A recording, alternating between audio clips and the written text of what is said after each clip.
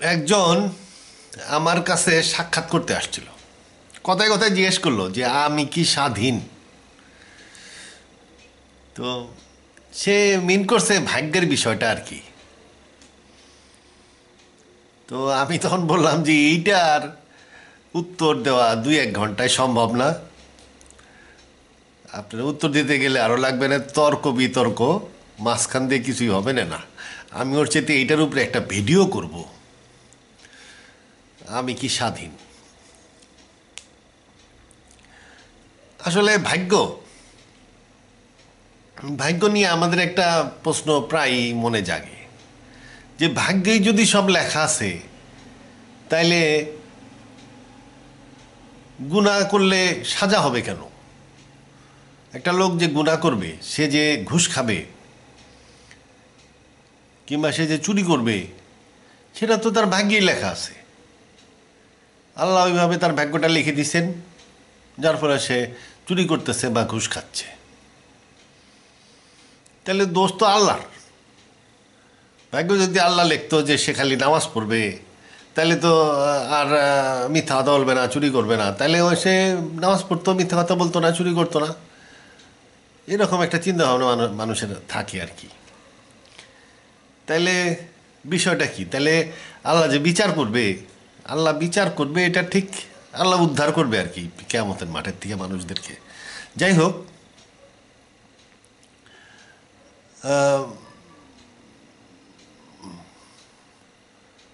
তো আল্লাহ যে বিচার করবে, তাহলে তো প্রহসন হয়ে গেল বিচারটা।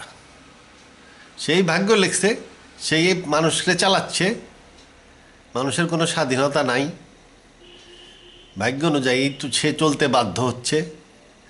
তারপরে আল্লাহ বিচার করে করতেছে যে এই যে তুমি দোষী, তারপরে তারা দোজকে ফালাই দিল আর কি।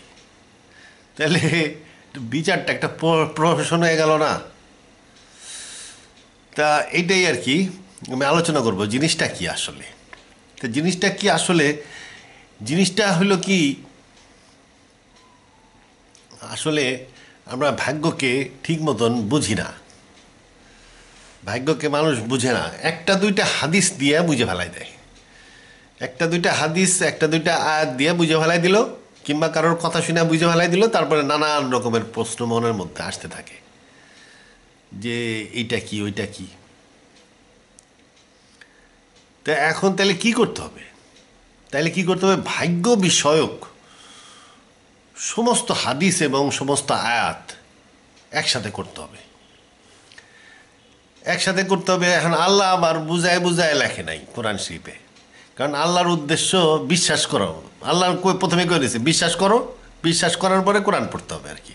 বিশ্বাস করার আগে কোরআন পড়া না পড়া সমান কথা। সে তো বিশ্বাসই করে নিছে আল্লাহরে। এখন ওই ভাগ্যের বিষয়টা আছে জাস্ট ওয়ার্নিং হিসাবে আসছে, কিংবা কথায় কথায় কথায় কথায় চলে আসছে দুই একটা লাইন, এরকম কথায় কথায় দুই একটা লাইন চলে আসছে, ওয়ার্নিং হিসাবে আসছে। নানান রকমের ক্ষেত্র বিশেষ ক্ষেত্রে ভাগ্যের দু একটা কথা কথা আসছে। একদম ভাগ্য, ভাগ্য কি কেন এইসব যে ডেলিভারেট একটা এসে হিসাবে বা কোনো সূরা হিসাবে আসে নাই। ভাগ্য নামে কোনো সূরা অবতীর্ণ আল্লাহ করে নাই, যেখানে আল্লাহ ভাগ্যকে বিস্তারিত ডেলিভারেটলি বুঝাইছেন, এরকম কোনো সূরা নাই।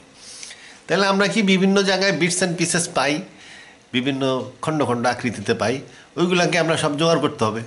তাহলে সমস্ত হাদিস, ভাগ্য বিষয়ক সমস্ত হাদিস এবং সমস্ত আয়াত একসাথে করতে হবে।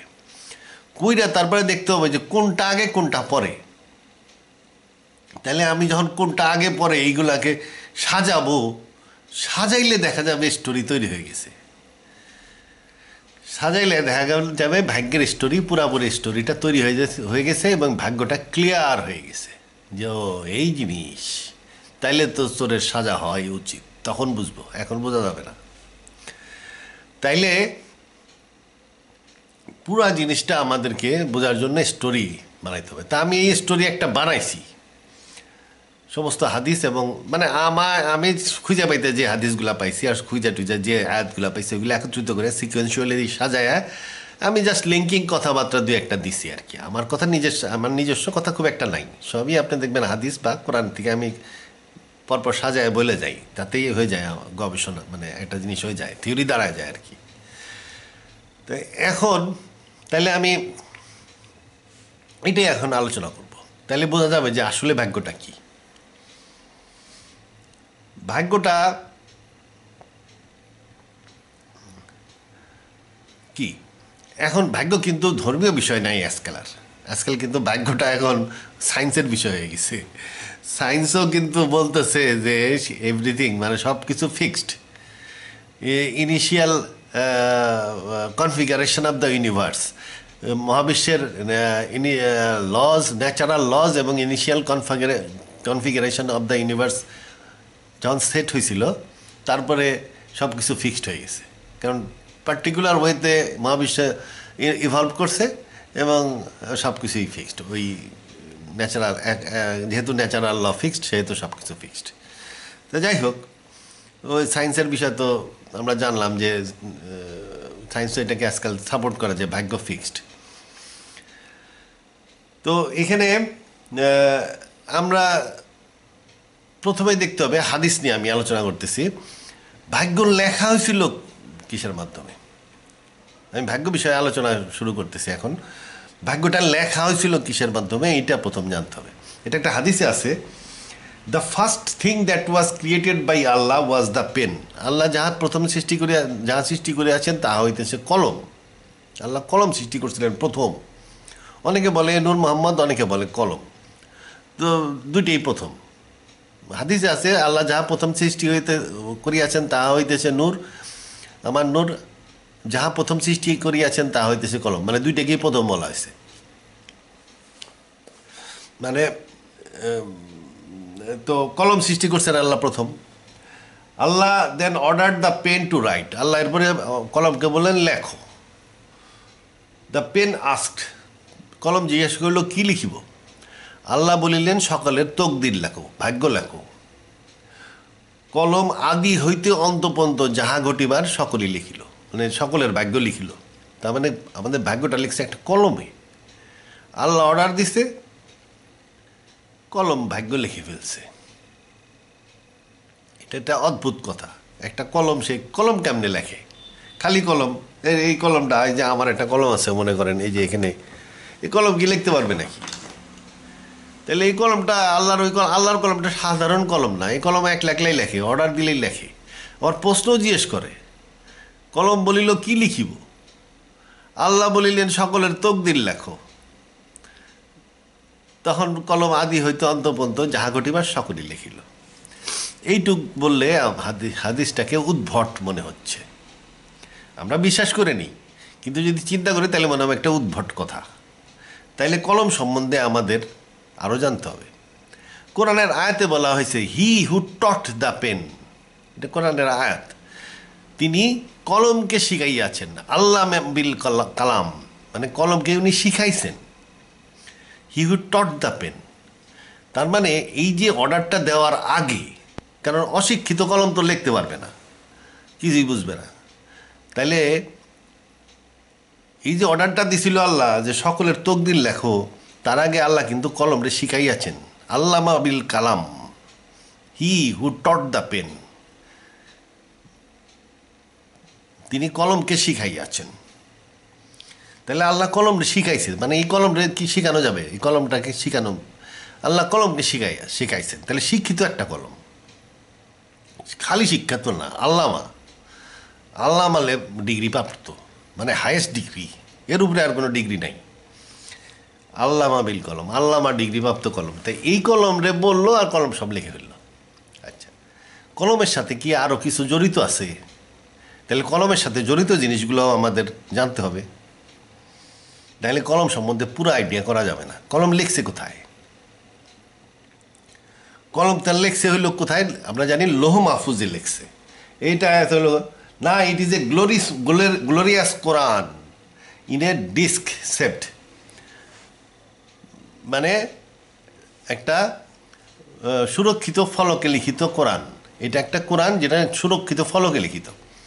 আচ্ছা, এই যে ফলক বা ডিস্ক, এইটার উপরেই ওই কলমে লেখে। কোরআনে আয়াত আছে যে সমুদ্রের নিচে পাথরের মধ্যে যেখানে পৃথিবীতে অন্ধকারের মধ্যে যেখানে যা কিছু আছে সমস্ত কিছু একটা ডিস্কের মধ্যে লেখা আছে। এটা কোরআন অনুযায়ী বললাম, আয়াতটা এক্স্যাক্টলি মনে নেই। তো মানে সব কিছুই লিখিত আছে। তাইলে কি এইটা এই ডিস্কটা এই লৌহ মাহফুজ যেটাকে আমরা বলি, এই লৌহ মাহফুজ, লৌহ মানে হলো ডিস্ক বা ফলক, মাহফুজ মানে প্রোটেক্টেড, সুরক্ষিত ফলক, প্রোটেক্টেড ডিস্ক। তাহলে এই ডিস্কটা একটা সুরক্ষিত সেভিং ডিস্ক আর কি। মানে আমাদের যে ডিস্ক থাকে যে কম্পিউটারের, যে যে এইটা একটা ডিস্ক, এর ভিতরে একটা ডিস্ক আছে যেটা ডাটা সেভ করে। তার মানে এই ডিস্কটা সম্ভবত ডাটা সেভ করার মতন যোগ্যতা রাখে, যার ফলে এটা কোরআন এর মধ্যে লেখা গেছে, কিংবা সমস্ত জিনিসের ইনফরমেশন এটার মধ্যে আছে, সমস্ত মহাবিশ্বে যা কিছু আছে সমস্ত কিছুর বর্ণনা এই ডিস্কে আছে। তার মানে এটা একটা বিশাল ডাটা ব্যাংক হিসাবে কাজ করে। তাহলে কলম লেখে একটা ডিস্কে। তাহলে একটা জিনিস পেলাম, এই কলম কাগজে লেখে না, ডিস্কে লেখে। আচ্ছা, এই ডিস্কটা এবং কলমের সাথে আর একটা জিনিস জড়িত আছে, এটা হলো একটা মাদারবোর্ড। মাদারবোর্ডের আয়াতটা আমি পরে শোনাই। মাদারবোর্ডটা ঠিক কোরআনে মাদারবোর্ডকে মাদারবোর্ড বলা হয় নাই, এটাকে বলা হয়েছে mother of the book. Mother of the বুক মানে কলম লেখছিল কিসের উপরে? ডিস্ক, লৌহ মাহফুজের উপরে। কলম লৌহ মাহফুজে লিখছে, কিন্তু এই যে কি লেখলো কোরআনটাই মনে করেন লিখলো। তাহলে কোরআন একটা বই, বা লৌহ মাহফুজটাও বিভিন্ন যে ফাইল, প্রত্যেক ফাইল একটা করে বই। তা এখন এই কোরআনটাও একটা বই। তা এই বইটা লেখলো কলম, তাহলে এই বইয়ের আবার মা আছে, মাদার অফ দ্য বুক, যে নাকি বইয়ের জন্ম দেয়। মা কি করে? মা জন্ম দেয়। তাহলে বইয়ের জন্মদানকারী একটা জিনিস আছে, বইয়ের জন্ম দেয়। তার মানে কলমটা শুধু লেখে, কলম বইটাকে শুধু লেখছে, কলম শুধু বইটাকে লেখছে, কিন্তু বইয়ের জন্মটা দিছে কিন্তু মাদার অফ দ্য বুক। তার মানে আল্লাহ যে কলম রে বলছিলেন লেখো, আসলে তাইলে কলমে লেখে নাই, ওই মাদার অফ দ্য বুক যে সেই লেখছে কলমের মাধ্যমে। তাহলে মাদার অফ দ্য বুক কি? এটা একটা মাদারবোর্ড আর কি, মাদারবোর্ড। তার মধ্যে অনেক এসএসডি আছে, র্যাম আছে, সার্কিটস আছে, অনেক কিছু আছে মনে করেন। এই মানুষের যে মাদারবোর্ড, ওইটাই মাদার অফ দ্য বুক বলা হয়েছে কোরআনে, যে বইয়ের জন্ম দেয়। তো আর টাইম পরে শোনাই, হামিম, by the book that makes thing clear, we have made it Quran in Arabic. মানে আমরা এই কোরআনটাকে আরবিতে করছি, that ye may be able to understand, যাতে তুমি বুঝতে পারো। তার মানে যখন কোরআনে লৌহ মাহফুজে লেখা হয়েছিল, কলম যখন লিখছিল কোরআনটাকে, তখন ওটা আরবিতে লেখে নাই, পরে এটা আরবিতে ট্রান্সলেশন করছে সে। তাহলে কলমের ল্যাঙ্গুয়েজ আলাদা, ঠিক আরবি নাও হইতে পারে, হয়তো কোনো সাইন্টিফিক ল্যাঙ্গুয়েজে লেখে সে, তাইলে পরে সে এটাকে আরবি করছে। And verily it is in the mother of the বুক। অবশ্যই এটা মাদার অফ দ্য বইয়ের মধ্যে আছে। মাদার অফ দ্য বই তাহলে অন্য একটা জিনিস। In our presence high full of wisdom, আমাদের উপস্থিতিতে আছে ওইটা, এবং জ্ঞানে ভর্তি, মাদার অফ দ্য বুক। এই মাদার অফ দ্য বুকের আর একটা আয়াত আছে, Allah does blot out or confirm.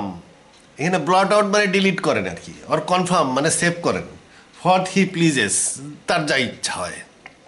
With him is the mother of the book, তার কাছেই আছে মাদার অফ দ্য বুকটা, তার কাছে আছে। তার মানে কি, এই যে কম্পিউটারের সাথে জড়িত আছে কি একটা কিপ্যাড। আমি কিপ্যাড দিয়ে আমার কম্পিউটারে যে কোনো কিছু সেভও করতে পারি, ডিলিটও করতে পারি। তো মানে কি, ওই কিপ্যাড আছে আর কি, আল্লাহ যেটা দিয়ে যা ইচ্ছা ডিলিট করেন, যা ইচ্ছা সেভ করেন,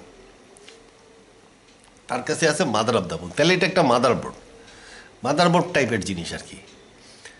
কিন্তু বিষয়টা যেহেতু আল্লাহর লেভেলের, ইউনিভার্সাল লেভেলের জিনিস, এটা অনেক বড়, মনে করেন বিশাল। মানে এই ডিস্কটাই মনে করেন পৃথিবীর সমান একটা ডিস্ক লৌহ মাহফুজে ঘুরতেছে, বৃহস্পতি গ্রহের সমান একটা বিশাল বড় mother of the book engine চলতেছে ওটার উপরে আরও অনেক কিছু আছে এর মধ্যে।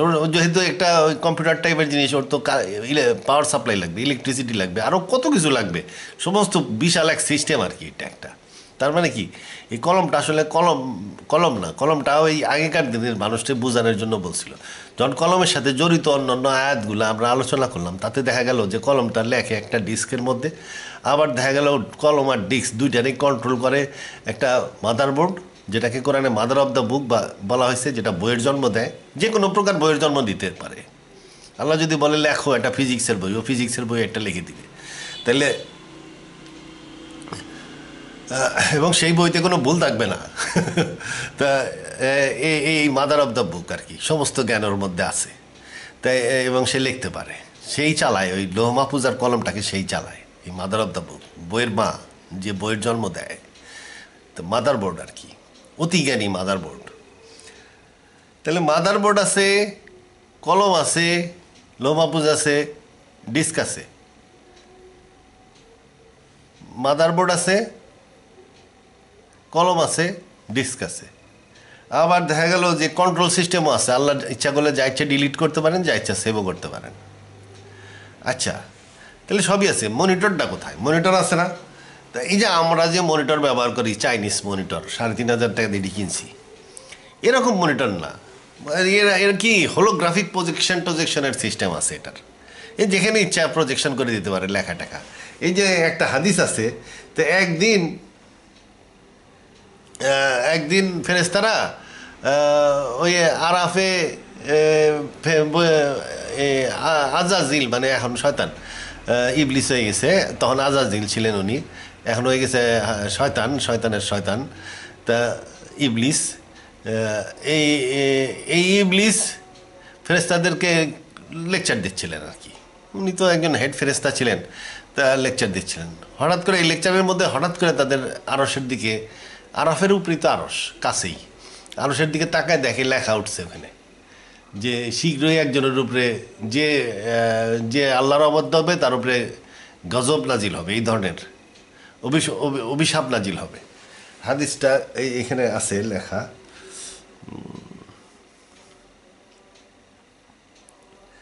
আচ্ছা, যাই হোক, হাদিসটা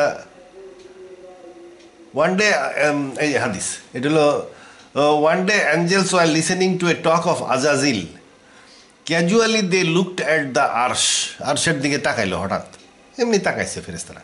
and saw it was written দেয়ার, ওখানে লেখা ছিল, the curse of Allah is about to fall on a defined one. একজন অবাধ্যের উপরে খুব তাড়াতাড়ি আল্লাহর অভিশাপ বর্ষিত হবে। তো এইটা আরও সে লেখা হলো। তার মানে কি, এই যে সিস্টেম, এই কলম, ডিস্ক এবং মাদারবোর্ডের যে সিস্টেম, এ আবার ওই যে কোনো জায়গায় হেলোগ্রাফিক বা প্রজেকশনের মাধ্যমে লেখা উঠাই দিতে পারে।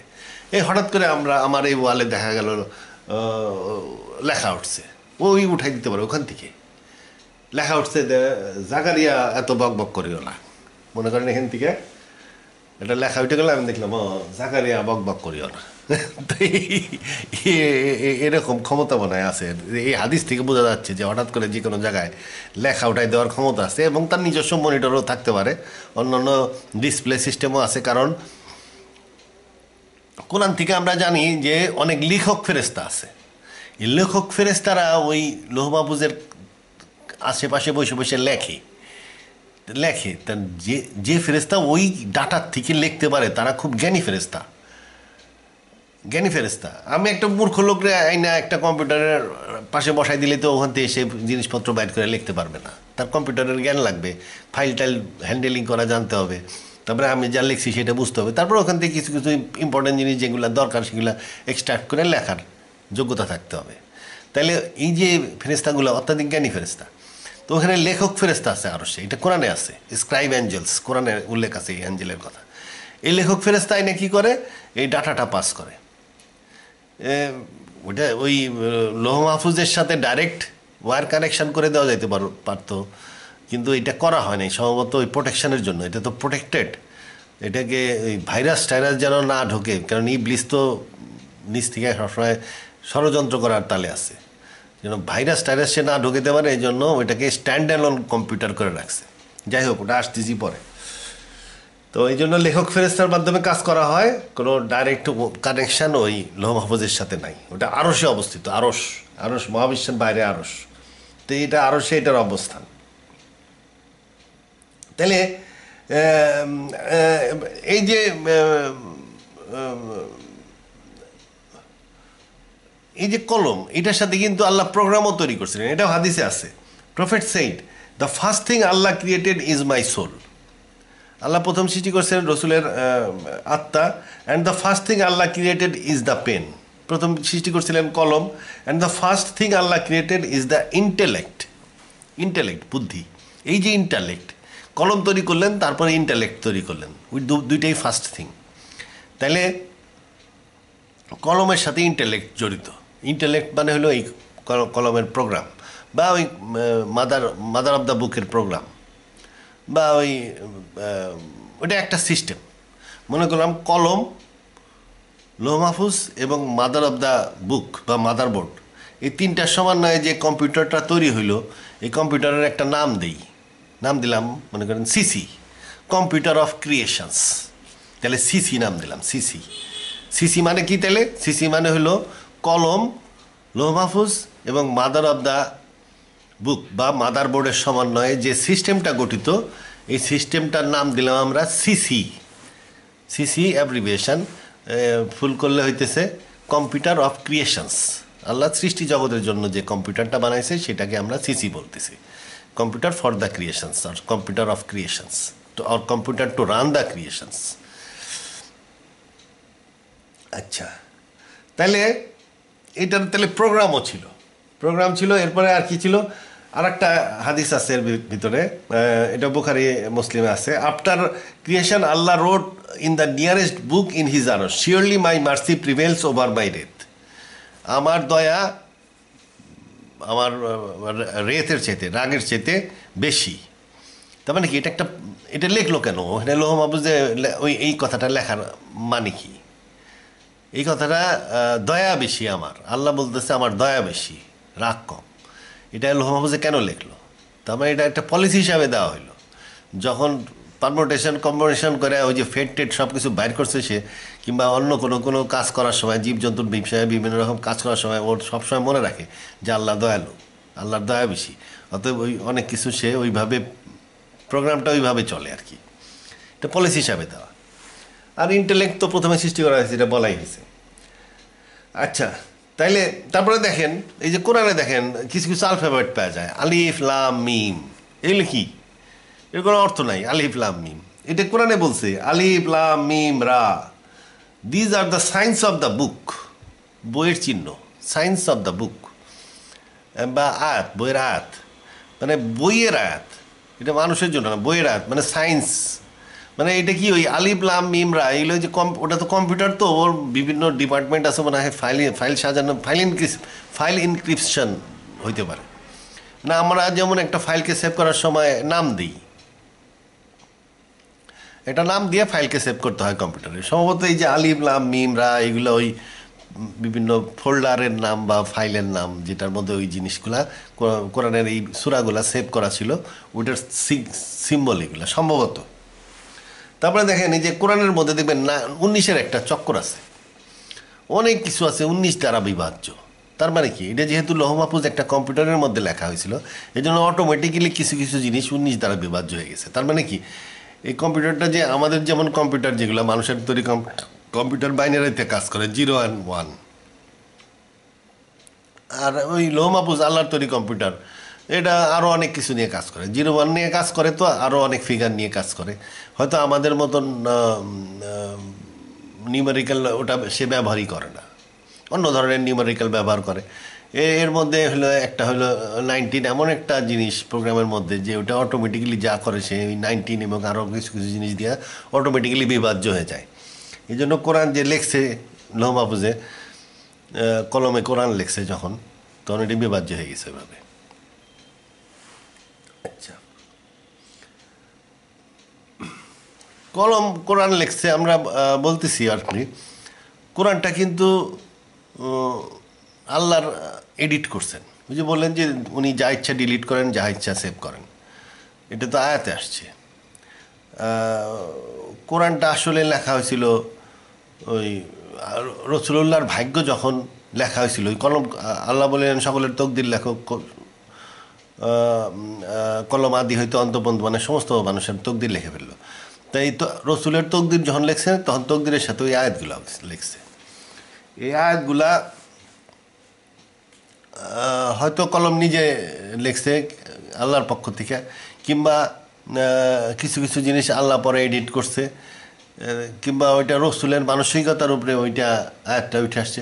ওটা যে কোনোভাবেই হোক, ওইটা সে ওই রসুলের ভাগ্য লেখার সময় আয়াতগুলো লেখছে, পরে এটাকে আবার সে এক্সট্রাক্ট করে ওটাকে আলাদা বইয়ের আকৃতি দিয়ে যেভাবে আমরা এখন কোরআন পাই সেটাকে রূপ দেওয়া হয়েছে।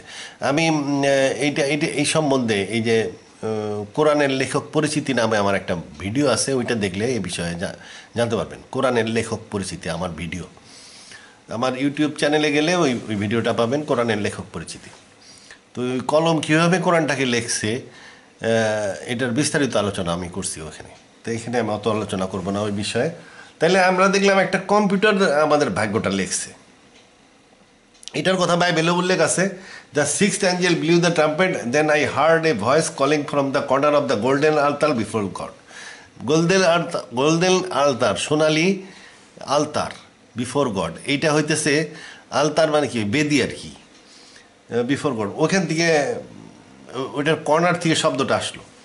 It said to the sixth angel who had just sounded the trumpet, release the four angels chained at the bank of the great river Euphrates.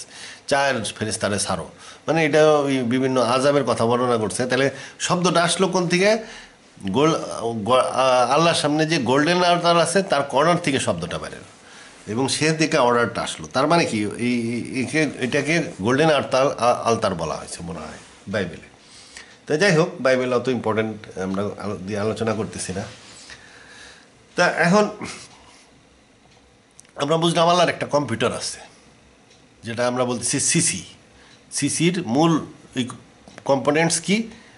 কলম, ডিস্ক, যেটাকে প্রোটেক্টেড ডিস্ক বা লৌহ মাহফুজ বলা হয়, আর একটা হলো মাদারবোর্ড, যেটাকে কোরআনে মাদার অফ দ্য বুক বলা হয়েছে, এবং আরও সাথে সাথে যত সিস্টেম লাগে ওগুলো সব আছে। তাহলে একটা আল্লাহর একটা কম্পিউটার আছে যেটাকে আমরা ডাক নাম দিলাম সিসি। তো এখন আল্লাহর যদি কম্পিউটার থাকে, মনে করেন আল্লাহর একটা কম্পিউটার আছে, উনি প্রথমেই কম্পিউটার সৃষ্টি করছে, তার মানে মহাবিশ্ব সৃষ্টি করার আগেই উনি কম্পিউটারটা সৃষ্টি করছে। আচ্ছা, আমাদের ভাগ্য হাদিস অনুযায়ী আমরা জানি যে মহাবিশ্ব সৃষ্টির 50,000 বছর আগে আমাদের ভাগ্য লেখা হয়েছে।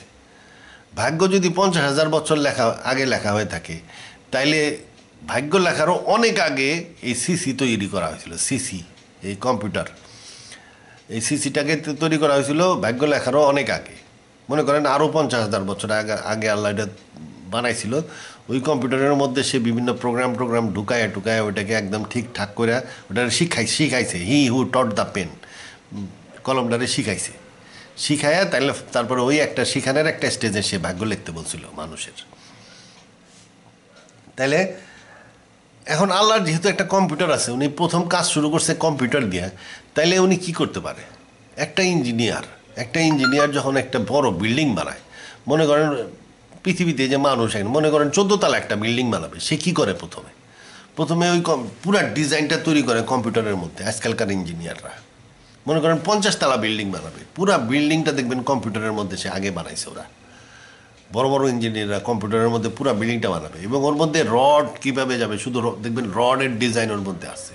তারপরে ওর মধ্যে পানির ওয়াটারিং সিস্টেম, পানি কীভাবে যাবে, তারপরে ইলেকট্রিক লাইন্সগুলো কেমনে যাবে, মানে ওটার সমস্ত ডিটেল প্ল্যান থাকে। এমনকি ফাইনালি বিল্ডিংটা যখন হয়ে যাবে, ওটার মধ্যে আর্কিটেকচারাল ডিজাইন, বিভিন্ন রুমস কেমন হবে, ওই রুমের মধ্যে কোথায় কি থাকবে এটাও পর্যন্ত দেখানো থাকে, কোথায় বিছনা থাকবে, কোথায় চেয়ার থাকবে, কোথায় বসার জায়গা থাকবে, কোনটা বারান্দা হবে। ডিটেল একটা বিল্ডিংয়ের মডেল তৈরি করা হয়, 3D মডেল। ওটাকে ঘুরাই ফিরাই দেখা যায়। মানে বিল্ডিং থেকে কমান্ড দিলেন তো ইট সরে গেল, খালি রডের স্ট্রাকচার দেখা যাবে। কমান্ড দিলেন, দেখা গেল যে ইলেকট্রিক লাইনিং চলে আসছে। কমান্ড দিলেন, দেখা গেলো ওয়াটারিং সিস্টেম চলে আসছে। কমান্ড দিলেন, দেখা গেল সোয়ারেজ লাইনগুলো চলে আসছে। এরকম বিভিন্ন স্লিপ চলে আসছে। এরকম ডেলিভারেট একটা 3D মডেল তৈরি করে তারপরে একটা ইঞ্জিনিয়ার কাজ শুরু করে এবং চেক করে বিভিন্ন লোক চেকিং করে কাজ শুরু করে। যেহেতু একটা কম্পিউটার আছে এই জন্য ইঞ্জিনিয়ার সাহেবরা এখন কম্পিউটারে কাজ করে। আগে কম্পিউটার ছিল না, তখন কাগজে করতো এগুলা। তা আল্লাহর দেখা যাচ্ছে যে একটা কম্পিউটার সৃষ্টির আগেই একটা কম্পিউটার ছিল, সিসি। তাহলে যেহেতু আল্লাহর কম্পিউটার ছিল, তাহলে আল্লাহ কি করছে, মহাবিশ্বের সৃষ্টির আগে পুরা প্ল্যানটা আগে বানাইছে। মহাবিশ্বের পুরা প্ল্যানটা আগে সে বানাইছে। আমার কি মনে হয় এই যে বিগ ব্যাংয়ের মাধ্যমে মহাবিশ্ব সৃষ্টি হয়েছিল, সেই বিগ ব্যাংয়ের আগে আগে আর একটা বিগ ব্যাং আল্লাহ তৈরি করছিল। ওইটার মধ্যে কোনো প্ল্যান ছিল না। ধুম করে একটা বিগ ব্যাং বানায় ফেলছে, দেখছে যে বিশাল পরিমাণ হাইড্রোজেন হয়েছে, ছড়াই যাইতেছে চারদিকে। কী করবো, তাড়াতাড়ি ওটাতে কিছু অক্সিজেন বানায়, হাইড্রোজেন অক্সিজেন দিয়ে পানি বানায়, ওই পানি স্পেস ভর্তি, তখন সুপার স্পেস ভর্তি ছিল পানি বানায় ওটারে আটকে রাখছে। বিশাল এক পানির গোল্লা, মনে করেন বিলিয়ন বিলিয়ন লাইট ইয়ার্স যেটার বিস্তার। এ সুপার স্পেস মনে করেন ভর্তি খালি পানি, বা সুপার স্পেসের একটা বিরাট অংশ জুড়ে পানি আর পানি। তা ওই পানির গোল্লা তৈরি করছিল আল্লাহ। দেখলো যে এইভাবে উল্টাপাল্টা বিগ ব্যাং করে লাভ নাই। তখন এই যে প্রথম বিগ ব্যাংয়ের শিক্ষার দিকেই মনে হয় দ্বিতীয় বিগ ব্যাংয়ের আগে এই যে মহাবিশ্ব যে বিগ ব্যাংয়ের মাধ্যমে হয়েছে, এই বিগ ব্যাং ঘটানোর আগে আল্লাহ বিস্তারিত প্ল্যান করছে। তাইলে বিগ ব্যাংয়ের পরে তাহলে এই যে যদি আল্লাহ কম্পিউটারে এই প্ল্যানটা করে, তাহলে কি করবে? প্রথমে দেখাবে বিগ ব্যাং সে কি দিচ্ছে, সে দিবে কি নফসিন ওয়াহিদাতিন, তার মধ্যে আছে 4 রকমের ফোর্স ফিল্ড। তারপরে টেম্পারেচারের কমবে, ওইটা আস্তে আস্তে ভাগ হয়ে যাবে, অ্যাটম হবে, হাইড্রোজেন হবে, ধোঁয়া হবে। আস্তে আস্তে কীভাবে সে নক্ষত্র তৈরি করবে। তারপরে ওইটা দেখা গেল যে লজ অফ দ্য নেচার যা আছে তাতে কাজ হচ্ছে না, ওটাকে আবার সে ডাইকে একত্রিত করবে, ভারী পদার্থ জমিন সৃষ্টি করবে।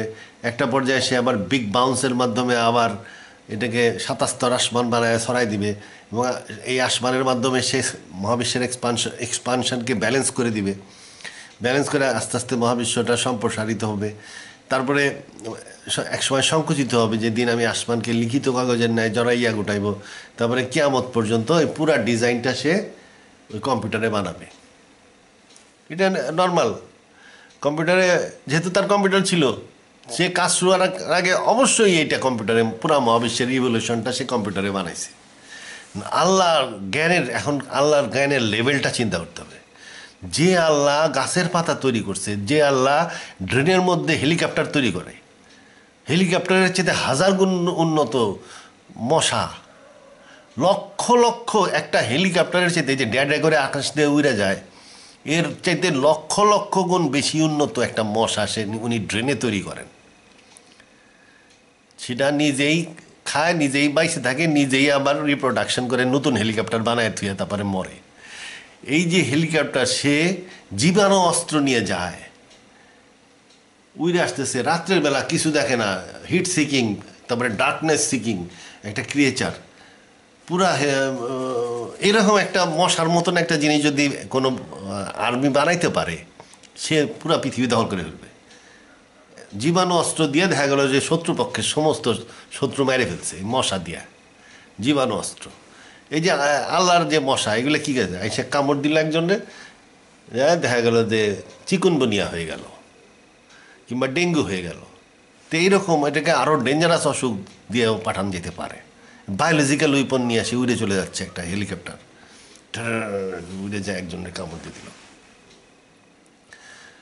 তাহলে এই যে এই আল্লাহ যখন প্রোগ্রামটা বানাইছে, মহাবিশ্বের প্রোগ্রাম, তাহলে বুঝতে হবে যে ওটা সাধারণ প্রোগ্রাম না, এটা একটা ভার্চুয়াল ইউনিভার্স, যেটা নাকি যার মধ্যে ডেলিভারেটলি সব কিছু ছিল। আল্লাহ ওই ভার্চুয়াল ইউনিভার্সটারে বানাইছে, প্রত্যেক খুঁটিনাটি বানাইছে, এবং সেই সাথে আবার নতুন নতুন প্রোগ্রাম বানায় ঢুকাইছে। কারণ ওই ভার্চুয়াল ইউনিভার্সকে বানানো এবং চালানোর জন্য তো অনেক জটিল জটিল প্রোগ্রাম লাগবে। সেই প্রোগ্রামগুলো আল্লাহ বানাইছে, আর ওই ভার্চুয়াল ইউনিভার্সও বানাইছে। এরকম আস্তে আস্তে পুরো কমপ্লিট ভার্চুয়াল ইউনিভার্সকে আল্লাহ বানাইছে, নিজে হাতে বানাইছে। আল্লাহ একটা বিশাল প্রোগ্রাম। মানুষের ডিএনএ দেখলেই বোঝা যায় যে ডিএনএ, মানুষের যে ডিএনএ, একটা ডিএনএ লম্বা করলে 6 ফুট লম্বা হয়। এর মধ্যে যে প্রোগ্রাম আছে, এই প্রোগ্রাম লিখলে হিমালয়, বইটা হবে হিমালয় পর্বতের চাইতে উঁচা। এত জ্ঞান আছে একটা ডিএনএর মধ্যে। আর এই একটা ডিএনএর বিষয় তো না, আল্লাহ বানাইছে কলম, এবং আল্লাহ বলছে যে আল্লাহ মাবিল কালাম, কলম রে জ্ঞান দিছি মানে তো দিছি, আল্লাহ যেখানে দেয় দেয়। আচ্ছা,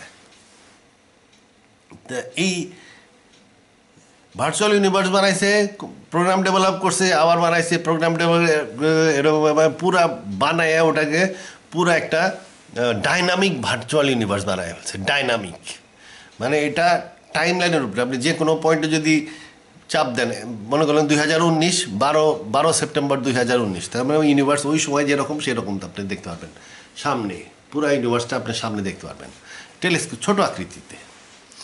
একটা পয়েন্টকে বড় করে দেখতে পারবেন, আমরা ওই পয়েন্টকে ছোটো যায়। এগুলো শুধু যে 2D না, আমাদের কম্পিউটার তো 2D, ওটা 3D বা 4D হিসাবে দেখতে পারবেন।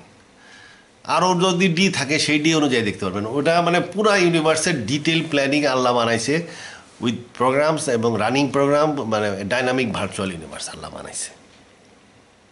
অবশ্যই বানাইছে, যেহেতু তার কম্পিউটার ছিল সিসি, এবং যেহেতু সে স্রষ্টা, সৃষ্টি করবে, এবং এই কম্পিউটারটা সৃষ্টির আগে ছিল, অতএব সে একটা ভার্চুয়াল ইউনিভার্স অবশ্যই বানাইছে।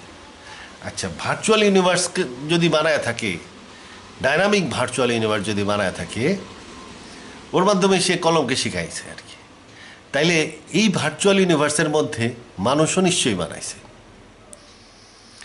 মনে করেন একটা আর্কিটেক্ট ইঞ্জিনিয়ার যদি আপনি ভালো পয়সা দেন, ও দেখবেন যে ওই আপনার যে ডিজাইনটা দেখাবে কম্পিউটারে, সে ডিজাইন বানাই দেবে আর্কিটেক্ট ইঞ্জিনিয়ার।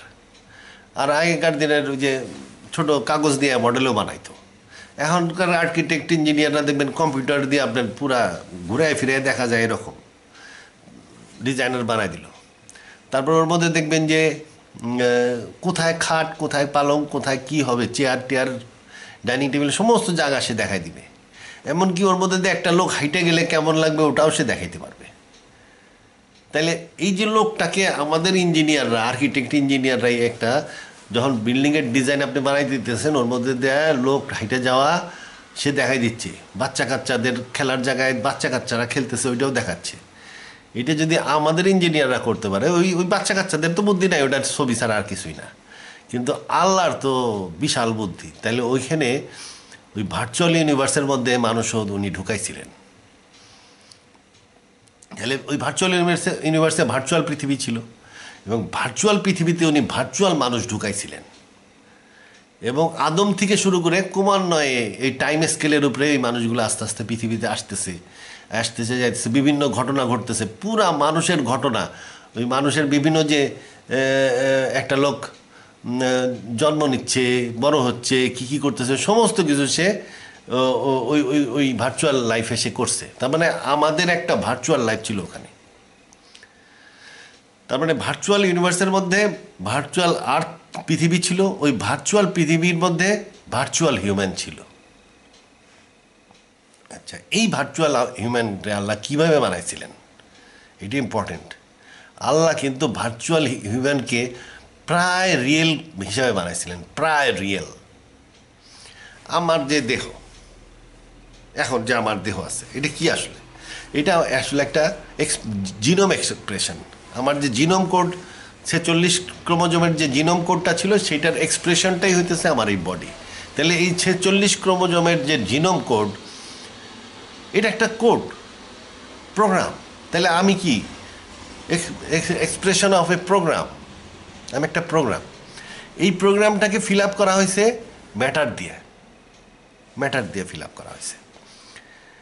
আচ্ছা, যদি ম্যাটার দিয়ে ফিল আপ না করা হইতো, যদি এটাকে কোনো এনার্জি দিয়ে ফিল আপ করা হইতো, তাইলেও কিন্তু আমি চলতে পারতাম।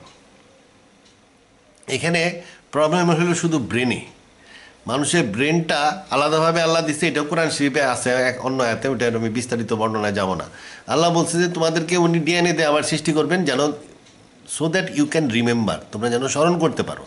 আমাদের ব্রেন থাকার কারণে আমরা স্বাধীন হয়ে গেছি।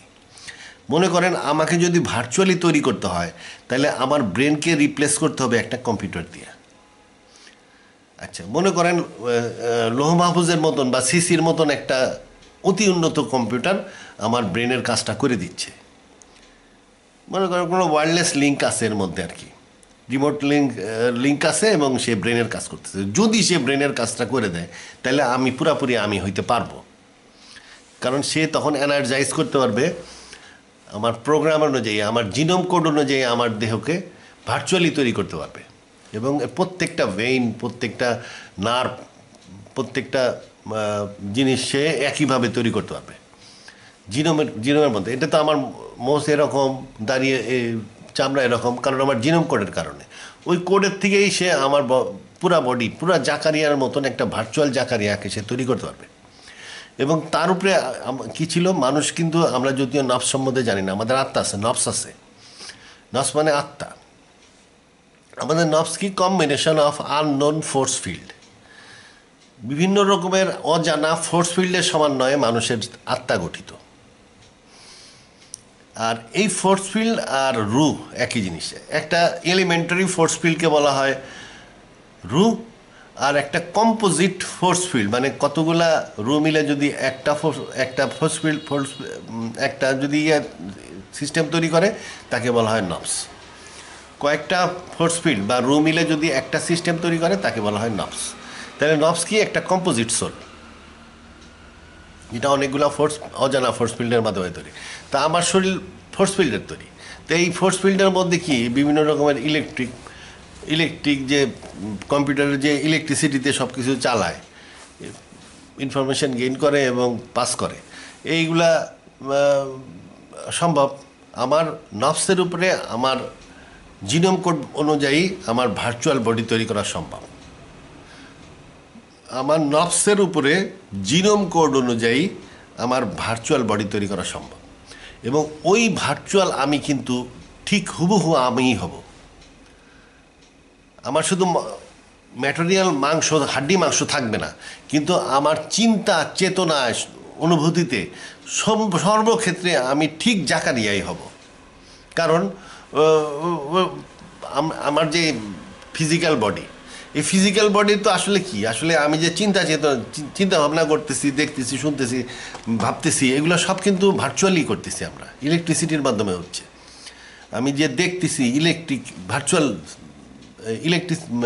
আলোর পড়তেছে চোখে, তারপরে দেখতেছি, এটা একটা ভার্চুয়াল সিস্টেম, মানে কম্পিউটারাইজড সিস্টেম।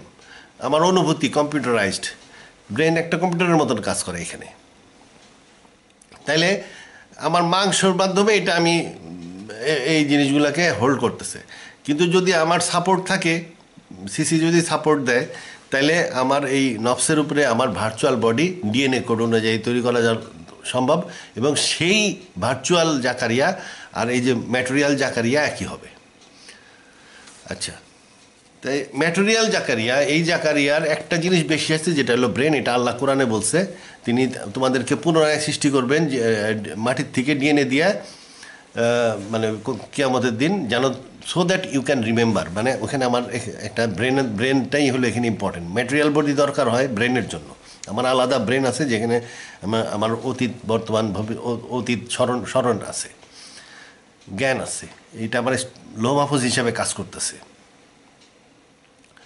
আচ্ছা, ওইখানে ভার্চুয়াল লাইফে আমার ব্রেন ছিল না, যার ফলে ওই কাজটা করছে লৌহ মাহফুজ। বাকি সমস্ত কিছু আমার নিজের। এমন হইতে পারে যে আমার ব্রেনটা লৌহ মাহফুজের একটা ফাইল, ডেডিকেটেড ফাইল ছিল, সেইটা আমার ব্রেন হিসাবে কাজ করছে, প্রোগ্রাম ফাইল, সেইটা আমার ব্রেন হিসাবে কাজ করছে। এবং সেই প্রোগ্রাম ফাইলটাও সম্ভবত ওই আমার ডিএনএ অনুযায়ী করা হয়েছে, যে আমার ব্রেনটা কেমন হবে ওইটা দেখেই ওই প্রোগ্রাম ফাইলটা তৈরি করা ছিল। তাহলে আমাদের একটা ভার্চুয়াল লাইফ ছিল, এবং এই ভার্চুয়াল লাইফে আমরা একটা স্বাধীনভাবে সময় কাটাইছি। আমাদের এই যে এটা কোত্থেকে পাওয়া যায়,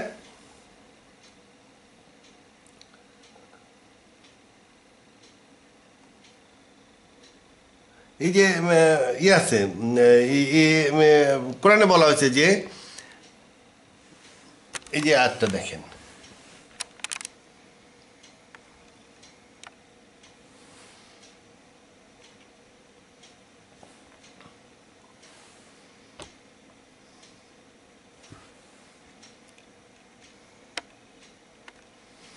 এই যে একটা, when thy Lord drew forth from the children of Adam from their backs their descendant, এই যে আদমের ছেলেদের থেকে তাদের পিছন থেকে তাদের বংশধরকে বাইর করলেন, মানে পিছন দিক দিয়ে বাইর করা মানে কি, আদম থেকে, আদম এবং হাওয়ার থেকে, আদম আর হাওয়ার ডিএনএ অ্যানালাইসিস করে বের করছে যে তাদের চিলড্রেনের ডিএনএ কেমন হবে, তাদের চিলড্রেনের ডিএনএ পারমুটেশন কম্বিনেশন করে বাইর করছে যে তাদের চিলড্রেনের ডিএনএ কেমন হবে, এরকম ক্রমান্বয়ে সমস্ত মানব জাতির ডিএনএ বাইর করছে, ডিএনএ প্যাটার্ন বাইর করছে। আচ্ছা, and made them to testify. আচ্ছা, এই যে সমস্ত পিঠের থেকে বাইর করছিলেন, বাইর করার পরে উনি বলছিলেন, আল্লাহ বলছিলেন, আমি কি তোমাদের প্রভু? সমস্ত মানুষ বলছিল যে হ্যাঁ, আপনি আমাদের প্রভু। এই কাজটা উনি কখন করছিলেন? আমরা এই অবস্থায় জানতে পারতেছি যে ভার্চুয়াল ইউনিভার্সে তৈরি করার পরে আল্লাহ যখন এখানে মানুষ ঢুকান, প্রথম মানুষ ভার্চুয়াল আর্থে, ভার্চুয়াল পৃথিবীতে যখন মানুষ ঢুকাইতে শুরু করেন, কারণ ভার্চুয়াল পৃথিবীতে মানুষ আসছে কিন্তু পৃথিবীর বয়স প্রায় 450 কোটি বছর। পৃথিবীতে মানুষের আবির্ভাব হয়েছে পৃথিবীর সৃষ্টিরও 450 কোটি বছর পরে। তার মানে ভার্চুয়াল ইউনিভার্সের একটা পর্যায়ে যখন মানুষ আসা শুরু হয়েছে ভার্চুয়াল আর্থের মধ্যে, না ভার্চুয়াল আমাদের এই পৃথিবীর বয়স হইতেছে প্রায় 450 কোটি বছর, এবং মানুষ আসছে ওই রকমই 450 কোটি বছর পরে মানুষের আবির্ভাব হয়েছে। তার মানে ভার্চুয়াল পৃথিবী যেটা সৃষ্টি করছিলেন আল্লাহ, সেখানেও মানুষ আসছে এরকম দেরিতে। ওই টাইমটা হয়তো টেলিস্কোপিক টাইম, কিন্তু দেরিতে আসছে। এবং ওখান থেকে মানুষ যখন আস্তে আস্তে ক্রমান্বয়ে আল্লাহ মানুষ বসায় গেছেন, যাদের যখন আসার কথা সেভাবে আসছে, তার শুরুতেই আল্লাহ এই শপথটা নিয়েছিলেন যে আমি কি তোমাদের প্রভু? সমস্ত মানব জাতি বলছিল যে হ্যাঁ, আপনি আমাদের প্রভু। আচ্ছা, এরপরে যখন তাদেরকে ভার্চুয়াল আর্থে ছেড়ে দেওয়া হইলো, আস্তে আস্তে ক্রমান্বয়ে তারা বংশবৃদ্ধি করতে লাগলো ভার্চুয়াল পৃথিবীতে, ভার্চুয়ালি বংশবৃদ্ধি হইতে লাগলো, এবং তাদের মধ্যে যে ইন্টারাকশান হচ্ছিল, ওই ইন্টারাকশানের সময় আল্লাহ কিছু কিছু ক্ষেত্রে হয়তো অ্যাডজাস্ট করছেন যেন ক্লিয়ার রাখার জন্য, বিষয়টাকে ক্লিয়ার রাখার জন্য। কারণ কনফ্রন্টেশন হয়ে দেখা গেল যে প্রবলেম হয়ে যাচ্ছে, মানে ক্লিয়ার দ্য ওয়ে অ্যাহেড, মানব জাতির মধ্যে এমন একটা প্রবলেম হয়ে গেল যে ওটা আর চলতেছে না। তখন ওই আল্লাহ ওখানে কিছু ইন্টারফেয়ার করছেন, কোনো কোনো ক্ষেত্রে মানুষের ক্ষেত্রে হয়তো কিছু ইন্টারফেয়ার করছেন সামান্য সামান্য, কিন্তু তা না হইলে মানুষ কিন্তু নিজ ইচ্ছাতেই চলছে সেখানে। এখানে নিজ ইচ্ছার সাথে চলার পরে পুরা আমরা ভার্চুয়াল লাইফ কাটাইলাম। এইটা কিন্তু কোরআনে আছে, no misfortune can happen on the earth or in your souls but is recorded in a book. সমস্ত কিছুই লৌহ মাহফুজে লেখা আছে। We bring it into existence beforehand. এই যে we bring it into existence beforehand, তার মানে কি? যেহেতু এই যে সমস্ত মিসফরচুনই বইয়ে লেখা আছে, এই বইয়ের লেখাটা আগেই ঘটাইয়া তারপরে বইতে লেখা হয়েছে। We bring it into existence beforehand, মানে প্রথমে ওই দুর্ঘটনাটা ঘটছিল, তারপরে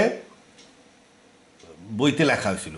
এখন যেটা বইতে লেখা আছে ওইটাই আমাদের ভাগ্য, মানে আগে ঘটছিল বিষয়টা।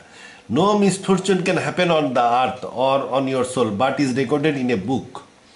We bring it into existence beforehand, মানে ঘটনা এই মিসফরচুন আগে ঘটছিল ভার্চুয়াল আর্থে, ভার্চুয়াল পৃথিবীতে, তারপর ওইটাই ভাগ্য হিসাবে লেখা হয়েছে। অথবা যখন পৃথিবীতে একটা মিসফরচুন ঘটার সময় আসে, তখন ওই অংশটা, লৌহ মাহফুজের ওই অংশটা চালায় দেখা হয়, যে দেখা হয় যে ঘটনাটা কি, ওই অনুযায়ী ফেরেস্তা নিয়োগ করা আছে কিনা, সব ঠিকঠাক আছে কিনা, হয়তো মিলায় দেখে। মানে ওইটা আল্লাহ আবার ওই জায়গাটা চালায় দেখে যে হ্যাঁ ঠিক সব অ্যাডজাস্টেড, তারপরে এই দুইটি অর্ডার দিয়ে দেয়, হ্যাঁ চালাইতে থাকো। That is truly easy for god. তাহলে এই আর্থ থেকে আমরা বুঝলাম যে ভার্চুয়াল আর্থ ছিল, এখানে আমাদের কথাও লেখা আছে, আমাদের ভার্চুয়াল লাইফ ছিল। এই আয়তে স্পষ্ট বোঝা যাচ্ছে, no misfortune can happen on the earth or in your souls, তোমাদের উপরে, but is recorded in a book. এটাকে আমরা ভাগ্য বলি। কিন্তু এই পরের অংশটা দেখেন, we bring into existence beforehand, বাস্তবে আনেন, বিফোর আগেই বাস্তবে আনেন, মানে হলো এটা ভার্চুয়াল আর্থের মধ্যে এই ঘটনা আগেই ঘটছিল। তারপরে দেখেন prophet said at the beginning there was only Allah, there was nothing except him. তিনি ছাড়া, আল্লাহ ছাড়া কিছু ছিলেন না। হিজ আরশ was over the water, he wrote the details of creation in the লৌহ মাহফুজ। ডিটেলস অফ ক্রিয়েশন মানে কি? এই আল্লাহ যদি ডিটেলস অফ ক্রিয়েশন লেখেন লৌহ মাহফুজে, তাহলে উনি তো মহাজ্ঞানী, উনি এটা ভার্চুয়াল ইউনিভার্স হিসাবে লিখবেন। পুরা ঘটনা সিনেমার মতন সমস্ত কিছু ক্রমান্বয়ে 3D সিনেমার মতন সাজায় লিখবেন, ওইটাই তার লেখা। দ্য প্লেস অফ রিমেম্বারেন্স, যেখান থেকে যেটা ওটা প্লেস অফ রিমেম্বারেন্স মানে ওইটা রেকর্ডেড অবস্থায় আছে। And created the skies and land, virtual universe তৈরি করার পরে তিনি মহাবিশ্ব সৃষ্টি করছেন। আগে ওইটা সৃষ্টি ভার্চুয়াল ইউনিভার্স তৈরি করে অ্যাডজাস্ট করে নিয়েছেন, অ্যাডজাস্টমেন্ট করার পরে মহাবিশ্বটা সৃষ্টি হয়েছে। Those before them did also device plot.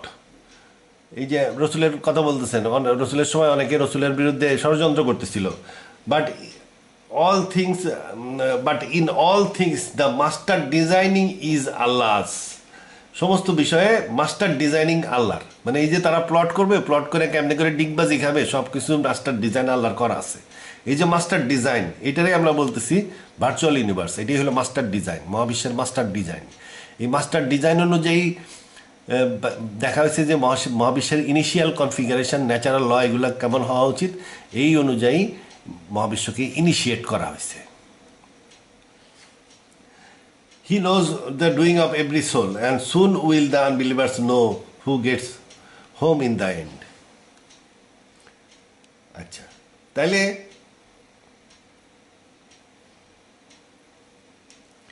এখানে আরো আয়াত আছে, even if ye had made a mutual appointment to meet. এই বদরের যুদ্ধের সম্বন্ধে আল্লাহ বলতেছেন,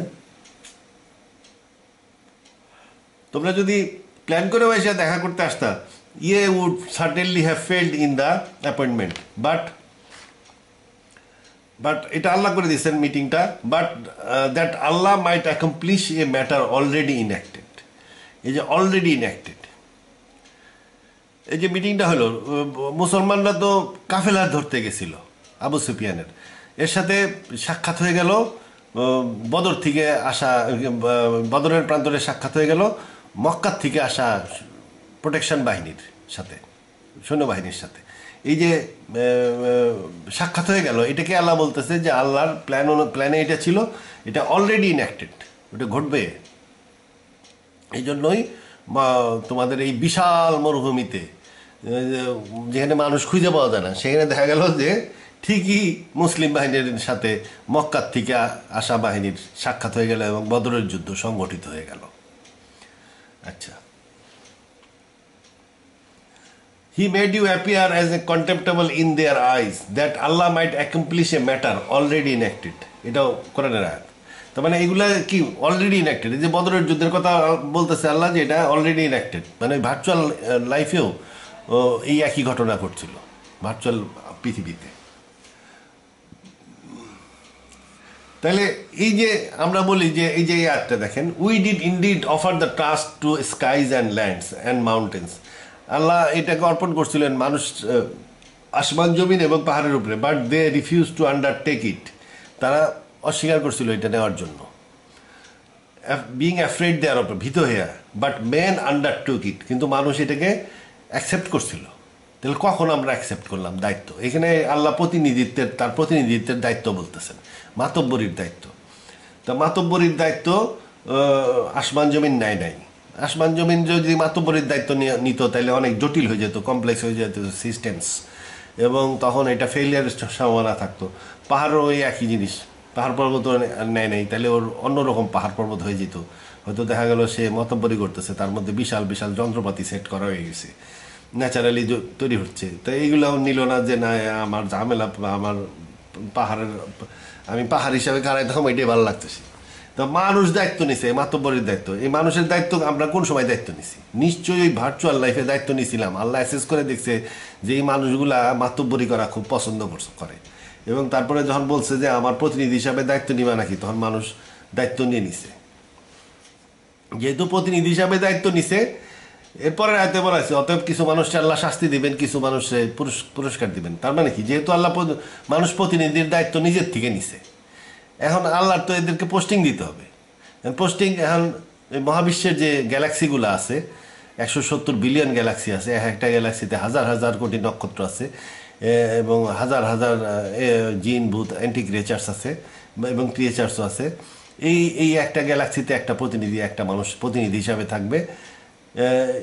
170 বিলিয়ন গ্যালাক্সি আছে, মনে মনে করেন 170 না হলেও প্রায় 150 বিলিয়ন মানুষ এই মহাবিশ্বে থাকবে। এখানে তো কেউ আসতে যাবে না, এখানে কে আসতে যাবে? এই জন্য কষ্টের জায়গা মহাবিশ্ব, ভয়ঙ্কর জায়গা। যদিও আল্লাহ দোজখের মানুষদেরকে অনেক উন্নত করে দিবেন, তাদের চামড়া অনেক মোটা হবে, তারা লম্বা 1000 কিলোমিটার হবে, তবুও কেউ আসতে যাবে না। এই জন্য কিছু লোকরে আল্লাহ এখানে এখানে আসবে, আর কিছু লোক, আর একটা মহাবিশ্ব আছে আল্লাহর জান্নাত, সেখানেও কিছু লোক দিবেন।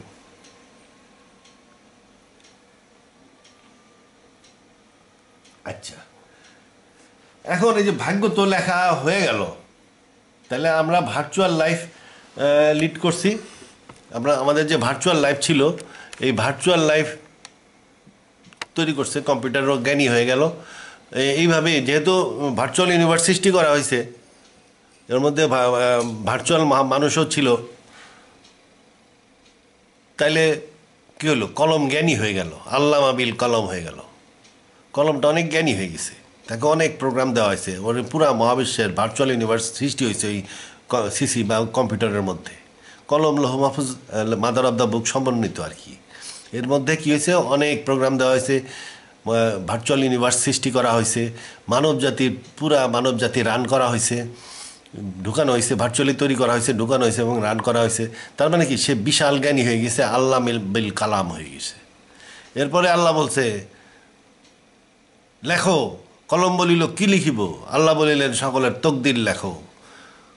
কলম আদি হইতে অন্ত পর্যন্ত যাহা ঘটিবার সমস্ত সবই দিয়ে লিখলো, মানে সব সব মানুষের তকদির লেখলো সে। তার মানে কি? ওর যে ভার্চুয়াল ইউনিভার্সটার ফাইলটা ছিল, ওখান থেকে মানুষের তকদিরটাকে এক্সট্রাক্ট করলো সে আর কি। সে কিন্তু নিজের থেকে লেখে নাকি, নিজের থেকে লেখার ক্ষমতা আছে নাকি? আমি আমার নামই তো কলমে জানার কথা না। সে যেহেতু আমার একটা ভার্চুয়াল জাকারিয়া ছিল ভার্চুয়াল ইউনিভার্সের ভার্চুয়াল আর্থে, সো ওখান থেকেই আমার ভাগ্যটাকে এক্সট্রাক্ট করছে, কইরা আলাদা ফাইল লিখছে, জাকারিয়া নামের ফাইল দিয়ে আলাদা ফাইল লিখছে। এটি হলো আমার ভাগ্য। প্রত্যেক মানুষের একটা করে আলাদা ফাইল তৈরি করছে, ওর মধ্যে তার ভাগ্যটা লিখে রাখছে। এই লেখার কথাই বলছে, নিজের থেকে বানায় বানায় লেখে নাই। ভার্চুয়াল ইউনিভার্স তৈরি করছে আল্লাহ, ভার্চুয়াল পৃথিবী তৈরি করছে আল্লাহ, ওর প্রোগ্রাম রিলেটেড প্রোগ্রামও তৈরি করছে আল্লাহ, মানুষের ভার্চুয়াল হিউম্যানও তৈরি করছে আল্লাহ। তারপরে মানুষকে ওর মধ্যে রান করাইছেন আল্লাহ। রান করায় যখন সব কিছু অ্যাডজাস্টেড হয়ে গেছে, আল্লাহ বলছেন যে, আলাদাভাবে বলছেন যে লেখো। ওই সময় সে এক্সট্রাক্ট করে, জাস্ট কলমটা কী করছে, এক্সট্রাক্ট করে আলাদা আলাদা ফাইলে লিখে রাখছে। এটাই হলো আমাদের ভাগ্য। এখন কলম এক্সট্রাক্ট করলো কেন? প্রত্যেকের ভাগ্য আলাদাভাবে এক্সট্রাক্ট করলো কেন? এই এক্সট্রাকশনের কারণ হলো, যখন আমরা ভার্চুয়াল ইউনিভার্সে ছিলাম, তখন আল্লাহ প্রোগ্রামের মাধ্যমে আমাদেরকে কন্ট্রোল করছেন। কোনো জায়গায় গিট লেগে গেলে, মানে দুইটা মানুষ একই জিনিস চাচ্ছে, তখন একজনের ভাগ্য খারাপ করে দিয়ে তারা আউট করে দিছে, একজনের ওইটা দিয়ে দিছে। তা এখন তারপরে আবার এগিয়ে গেছে। আর একদিন যা আবার একই দুই লোক আবার খুঁটো লেগে গেছে, দেখা গেলো তো এইবার এ পাইলো, এ পায় নাই। এইভাবে আল্লাহ ভাগ্য অ্যাডজাস্ট করছে কিছু, ওই সময় প্রোগ্রাম দিয়ে করছে। তা এখন তো আমরা রিয়েল ইউনিভার্স তৈরি হয়ে গেছে, রিয়েলিটিতে চলে আসছি। এখন আমাদেরকে কন্ট্রোল করবে কীভাবে? এখন ওই ভাগ্য অনুযায়ী আমাদেরকে কন্ট্রোল করা হয় ফেরেস্তার মাধ্যমে। এই ফেরেস্তাদেরকে ডিটেল করার জন্য ভাগ্যটা আলাদা আলাদাভাবে ফাইলে লেখা হয়েছে, ফেরেস্তা ডিটেল করার জন্য। প্রত্যেক মানুষের পিছনে একজন করে বড় ফেরেস্তা এবং অনেক ছোট ছোট ফেরেস্তা আছে, তারা সবসময় আসতে থাকে, সামনে পিছনে ভাগ্য অনুযায়ী পাহারা দিতে থাকে। এটা কোরআন থেকে বললাম। তাইলে ভাগ্যটা লেখা হলো আমাদেরকে কন্ট্রোল করার জন্য, ফেরেস্তা ডিটেল করার জন্য। তাহলে আমাদেরকে এখন জানতে হবে যে ফেরেস্তা কেমনি ডিটেল হয়, ফেরেস্তারা আসে কিভাবে। ফেরেস্তারা মূলত 3 ভাগে বিভক্ত। এক ভাগ ফেরেস্তা হলো আরশের ফেরেস্তা। আরশে অনেক কাজ আছে, তার মধ্যে একটা ইম্পর্টেন্ট কাজ তো বিশাল লৌহ মাহফুজ, মানে সিসি, এর চারিদিকে কাজ করে বিশাল জ্ঞানী জ্ঞানী ফেরেস্তারা। ওই সব আরশের ফেরেস্তারা অনেক জ্ঞানী সায়েন্টিস্ট টাইপের ফেরেস্তা, এরা নিচে আসে না। আরশের ফেরেস্তা আরশেই থাকে, নিচে আসে না। এরপরে নিচে হলো, আরশের নিচে হলো আরাফ। আরাফও কিন্তু বিশাল। আরাফ 2 ভাগে বিভক্ত, পূর্ব আরাফ, পশ্চিম আরাফ। পূর্ব আরাফের ফেরেস্তা হলো এই মহাবিশ্বের সামাওয়াতের কাজ করে। আর পশ্চিম আরাফে যে ফেরেস্তাগুলো আছে এরা কাজ করে জান্নাতে। তাহলে 3 ভাগ হলো, একটা হলো আরশের ফেরেস্তা, পূর্ব আরাফের ফেরেস্তা, পশ্চিম আরাফের ফেরেস্তা। আচ্ছা, পূর্ব আরাফের ফেরেস্তা পশ্চিম আরাফে যাইতে পারে না, কারণ পূর্ব আর পশ্চিম বারজাকের মাধ্যমে আলাদা করা, এক পার থেকে অন্য পাশে যাওয়া যায় না চ্যানেল ছাড়া। আচ্ছা, তাহলে এই আরাফের ফেরেস্তারা কাজ করে। তা এখন এইখানে আমাদেরকে এই যে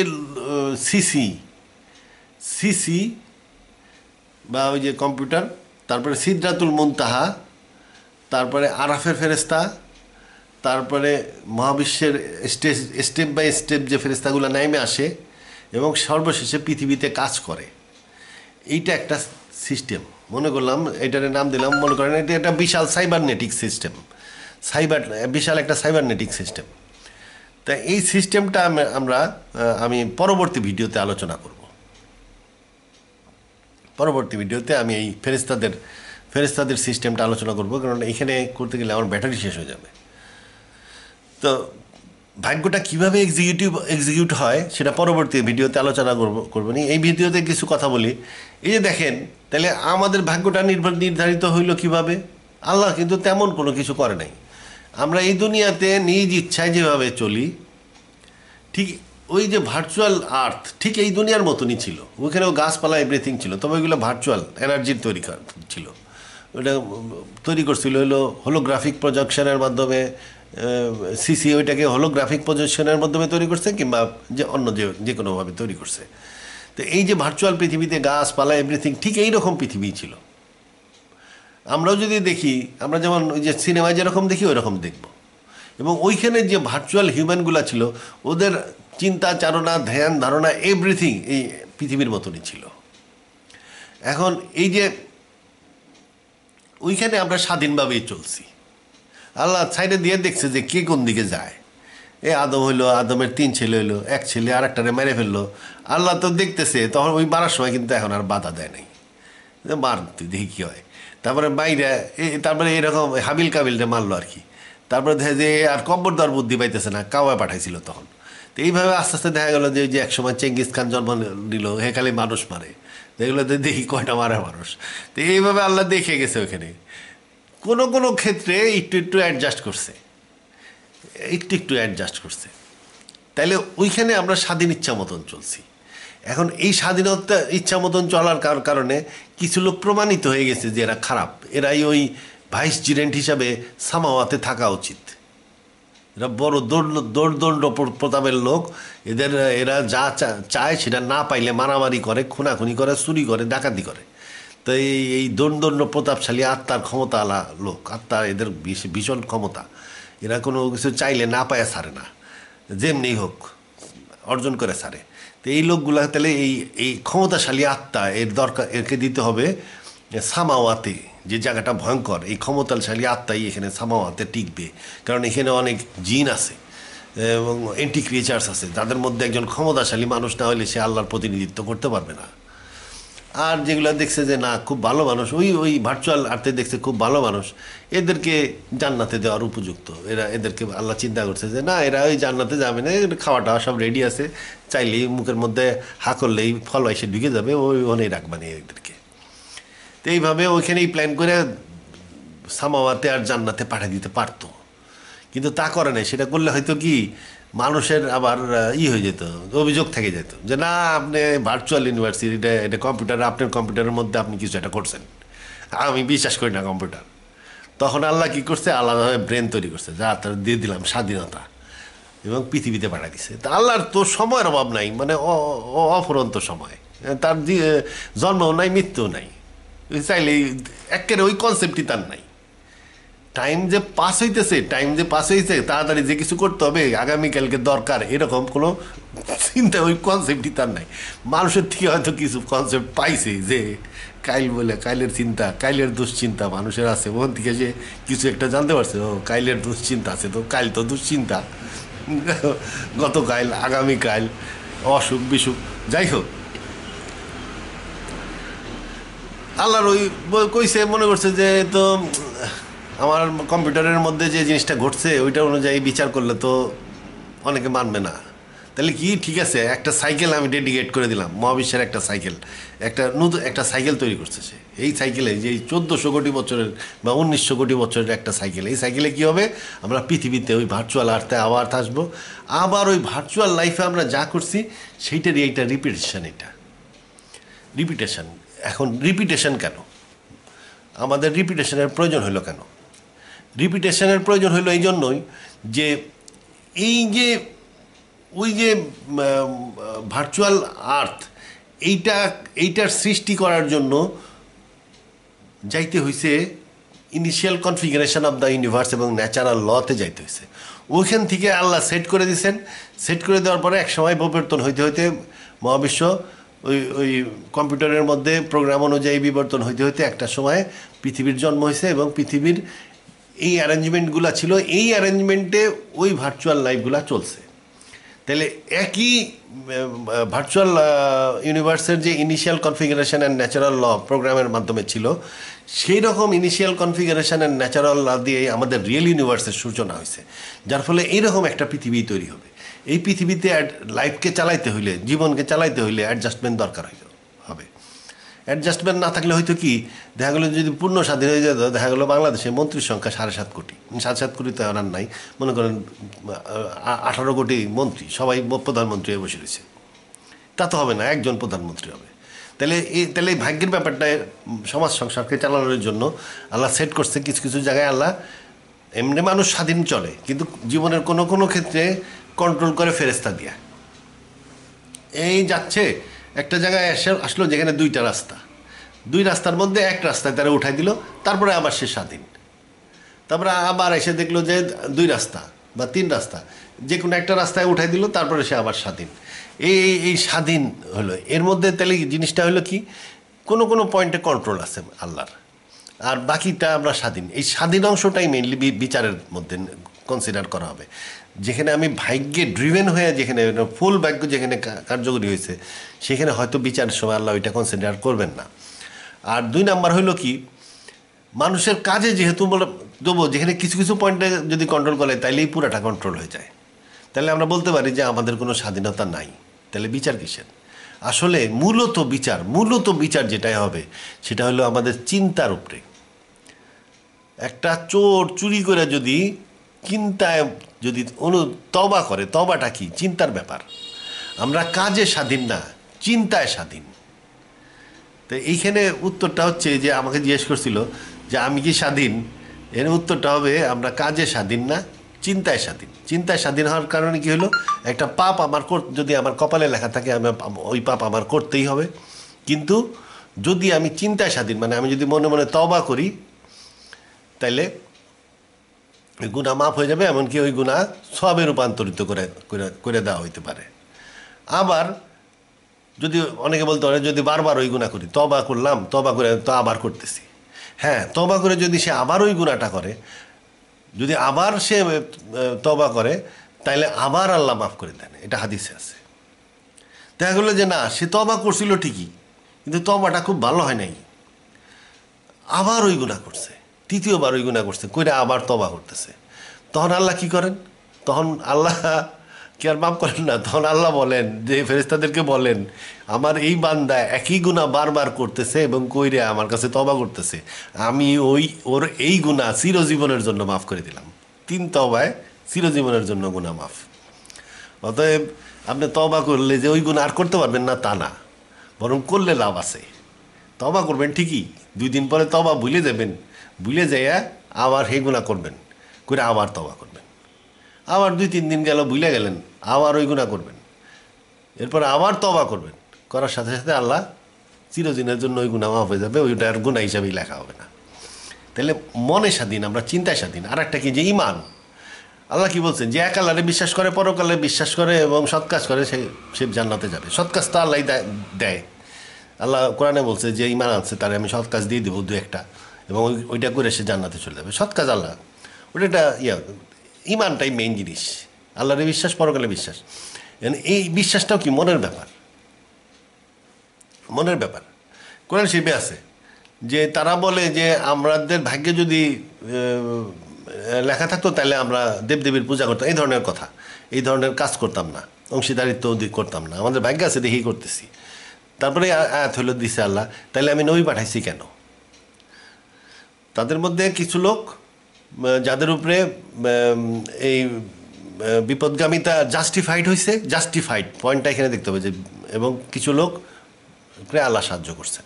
তার মানে কি, কাদেরকে আল্লাহ সাহায্য করছেন? পৃথিবীতে যখন নবী আসছে, নবী যখন সত্য পথে ডাকছে, ওই সময় কিছু লোক দেখা গেল মনে মনে নবীর দিকে সত্য পথে আসার, এক আল্লাহরে বিশ্বাস করার ইচ্ছা তার জাগরিত হয়েছে এবং তার ইচ্ছা হয়েছে মানসিকভাবে। এখন সে মনে করেন চিন্তা করলো যে আগামীকাল নবীর বাড়ি যায় সে ইসলাম গ্রহণ করবে। তার এই যে ভাগ্যে না থাকলে কিন্তু নবীর বাসায় যাইতে পারবে না সে, হয়তো দেখা গেল অন্য লোক তারা ডাইকা বাজারে নিয়ে যাবে, কিংবা এমন এক কাজ আসবে সে অন্য জায়গায় চলে যাবে। তখন আল্লাহ ভাগ্যটা দিয়ে দেয় এবং ভাগ্য দিয়ে দিলে সে নবীর বাড়িতে যায় এবং ইসলাম গ্রহণ করে। তার মানে কি, ইমানের ব্যাপারে একটা লোক স্বাধীন, আল্লাহ ইমিডিয়েটলি ভাগ্য পরিবর্তন করে দেয়। স্বাধীন না, আল্লাহ ইমিডিয়েটলি, যার মধ্যে ইমান গ্রহণের, এক আল্লাহরে বিশ্বাস করার প্রেরণা যদি কারোর মধ্যে আসে, যার মধ্যে যদি ইচ্ছা জাগরিত হয় এবং যদি সে ডিটারমাইন্ড হয় যে না আমি এক আল্লাহরে বিশ্বাস করবো, তাহলে আল্লাহ পৃথিবীতেও তার ভাগ্য পরিবর্তন করে তার ইমানদারের মধ্যে দলভুক্ত করে নিতে পারেন এবং তারপরে তার একটা নতুন ভাগ্য চালু হয়ে যায়, অল্টারনেটিভ ভাগ্য। প্রত্যেক মানুষের এরকম দুইটা ভাগ্য আছে, অল্টারনেটিভ ভাগ্য থাকে। এই জন্য এই যে কবরে একটা হাদিসে আছে যে কবরে যা গেলে ফেরেশতা দুইটা জায়গা দেখায়, যে ওই যে দোজকে তোমার জায়গা, ওই যে জান্নাতে তোমার জায়গা, যেহেতু ভালো কাজ করছো জান্নাতে যাবা। আবার অনেকটা দেখায় ওই যে দোজকের জায়গা তোমার জন্য নির্ধারিত ছিল, ওই যে জান্নাতের জায়গা তোমার জন্য নির্ধারিত ছিল, যেহেতু খারাপ কাজ করছো তুমি দোজকে যাবা। তার মানে ফাইনাল ডেস্টিনেশনও দুইটা নির্ধারণ করা আছে, ভাগ্য দুইটা নির্ধারণ করা আছে, যদিও দুইটাই গাইডেড, কিন্তু দুইটা নির্ধারণ করছে। ওই নির্ধারণের পয়েন্টটা কি, ইমান। একটা লোক ইমান গ্রহণ করলে ভাগ্য পরিবর্তন হয়ে অল্টারনেটিভ ভাগ্যে ঢুকে যেতে পারে। একটা অবিশ্বাসী লোক যদি বিশ্বাসী হয়, তাহলে তার ভাগ্য পরিবর্তন হয়ে সে বিশ্বাসীর ভাগ্যে ঢুকে পড়বে। বিশ্বাসীর ভাগ্যে ঢুকে পড়ার পরে তার, সে যদি চুরি চামারি করতে থাকে বা অন্য কারো কাজও করতে থাকে, তাহলে কি তখন যেহেতু বিশ্বাস আছে তখন তবা হবে, তার মনে তবা আসবে, তবা আসলে আল্লাহ মাফ করে দিবে। এই করতে করতে সে শেষ পর্যন্ত যেহেতু বিশ্বাস আছে, কিছু সৎ কাজ করছে, ভেস্তে চলে যাবে। আর অবিশ্বাসী সে যতই ভালো কাজ করুক না কেন, যেহেতু সে ওই দলে নাই, সিস্টেমে নাই, তার ডেস্টিনেশন সামাওয়াত। তাহলে এইখানে আমরা আলোচনা করলাম যে ভাগ্যটা আমরা ওইখানে যেভাবে চলছি, আল্লাহ দু এক জায়গায় কন্ট্রোল করছেন, এখানেও সেভাবেই চলি নিজের ইচ্ছাতে। ওইখানেও নিজের ইচ্ছাতে চলছিলাম, আল্লাহ দু এক জায়গায় কন্ট্রোল করছেন। এখানেও নিজের ইচ্ছাতেই চলি, আল্লাহ দু এক জায়গায় কন্ট্রোল করেন আলটিমেটলি। তবে যদি কোনো লোক ইমান গ্রহণ করতে চায়, তাহলে আল্লাহ তার জন্য অল্টারনেটিভ ভাগ্য খুলে দেন, ইমানদারের ভাগ্য। এই ইমানের ক্ষেত্রেই আল্লাহ খুব প্রোঅ্যাক্টিভলি, খুব তাড়াতাড়ি ভাগ্য চেঞ্জ করে। ভাগ্য কিন্তু এমনি চেঞ্জ করা যাবে না, মনের যত ইচ্ছা আসুক না কেন চেঞ্জ করা যাবে না আল্লাহর ইচ্ছা ছাড়া।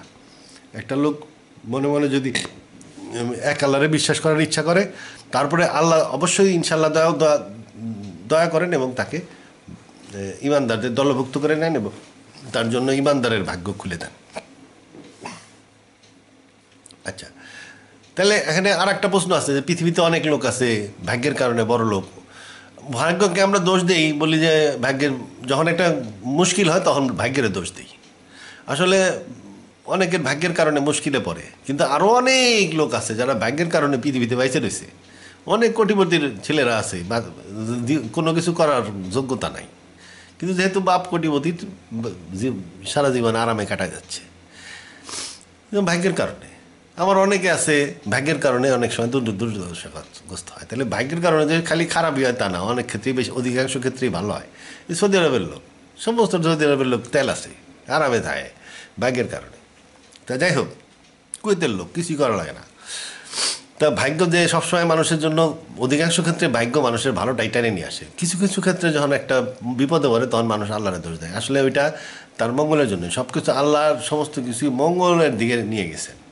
আল্লাহর মধ্যে কাছে কোনো খারাপের দিকে নাই, তবে অনেক তিনি সাজা দেন এবং আল্লাহর সাজা ভয়ঙ্কর। তা এখন কথা হইতেছে কি, তাহলে আমরা বুঝলাম যে ভাগ্য ওই ভার্চুয়াল লাইফে আমরা স্বাধীনভাবেই কাজ করছি, কোনো কোনো জায়গায় আল্লাহ কন্ট্রোল করছে। এই পৃথিবীতে আমরা স্বাধীনভাবেই কাজ করি, কোনো কোনো জায়গায় আল্লাহ কন্ট্রোল করে। যদিও এখানে গরিব বড় লোক কোনো ম্যাটার করে না আসলে। এই 60 বছর 70 বছর জীবন 60 মিনিট 70 মিনিটের মতন।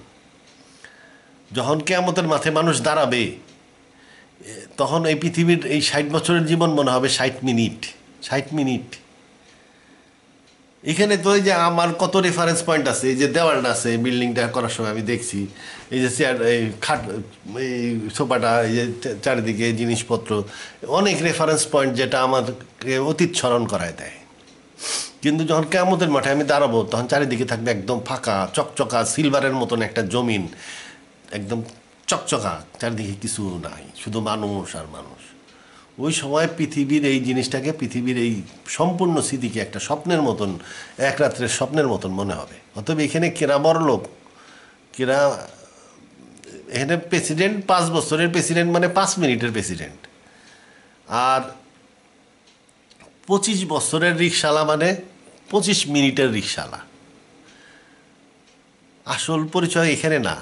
কিয়ামতের মাঠে যখন মানুষ যায় দাঁড়াবে তখন যদি দেখা যায় যে ওই রিকশালার সম্মান অনেক বেশি, আল্লাহ তারে মোহর বাইরে উঠাইছেন, তার আশেপাশে বড় বড় ফেরেস্তা। কিয়ামতের মাঠে সবার কাছে কিন্তু একই রকম ফেরেস্তা থাকবে না, জ্ঞানী লোকদের সাথে জ্ঞানী ফেরেস্তা থাকবে, ওই রকম কিছু আবার শক্তিশালী পাওয়ারফুল গার্ড টাইপ ফেরেস্তাও অনেক লোকের সাথে থাকবে। তাই এখন যদি দেখা যায় রিকশালা বিরাট গার্ড অফ অনার নিয়ে উঠছে আর ওই প্রেসিডেন্টের নাজাত পাওয়ার দুশ্চিন্তায় ঘামতেছে, তাহলে আর ইয়ে থাকবে না, ইজ্জত থাকবে না ওইখানে, মানে ইজ্জত থাকবে না। ওই 5 মিনিটের প্রেসিডেন্ট এসে তখন মনে করবে একটা অভিশাপ, সে মনে করবে ওইখানে 5 মিনিটের প্রেসিডেন্ট না হইলেই ভালো হতো।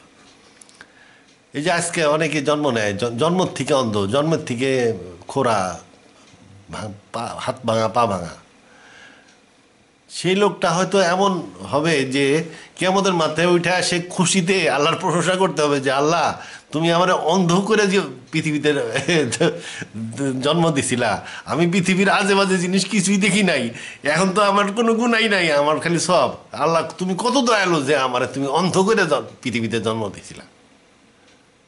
সে ওই অন্ধ হওয়াটাকে আল্লাহর প্রশংসা করতে থাকবে। আল্লাহর মতন দয়ালু এবং ভালো সঠিক বিচারক আর নাই। বিচারকের চাইতে বড় পরিচয় হলো তিনি স্রষ্টা।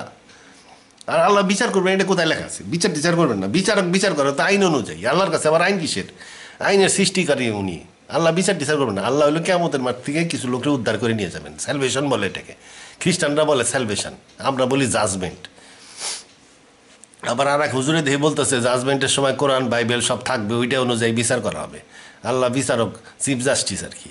আল্লাহর কোনো ওই সব বিচার করবে না। আল্লাহ কিসের বিচার? স্রষ্টা, মালিক, খালি মালিক না, স্রষ্টা মালিক। উনি যার ইচ্ছা উদ্ধার করে নিয়ে যাবেন, যার ইচ্ছা ফালাইতে হয়ে যাবেন এবং বলে দিবেন যে তুমি যার ইবাদত করছো তার পিছিয়ে যাওগা, আমি তোমার আল্লাহ না। তারপরে তার পিছিয়ে যাইতে যেতে দেখা যাবে যে সব সামাওয়াতের মধ্যেই চলে যেতে হবে, কারণ সামাওয়াতের বাইরে তো যাইতে পারবে না। ওই জিন ও মানুষ জাতি যদি তোমাদের এই আসমান জমিনের সীমানা হইতে বাইরে হইবার ক্ষমতা থাকে, বাইরে হইয়া যাও, বাইরেতে পারবে না।